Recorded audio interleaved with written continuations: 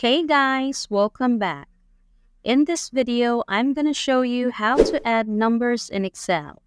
Let's get started. We'll use a table to illustrate how to efficiently calculate results step by step. First, select the cell where you want the result displayed.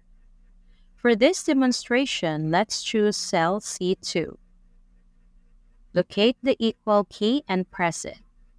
Consider these words as some kind of signals to Excel that you're about to input a formula.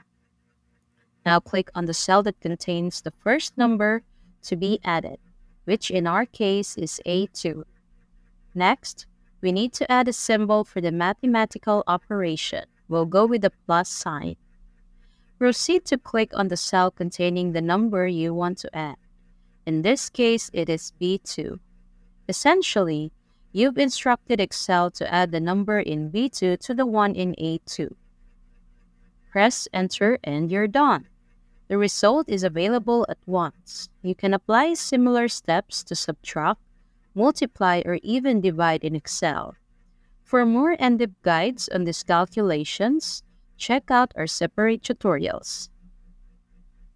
But hold on, here's a nifty trick just for you. If you need to add the numbers in rows 3 and 4, click on the cell with the formula we just created. Hover over the bottom right corner until you see a cross symbol. Then left-click and drag the formula down through the remaining rows. And there you have it. Well done! You've successfully added the numbers in all 3 rows. Thanks for watching. And if you found this video useful, don't forget to give it a thumbs up and hit that subscribe button for more content like this.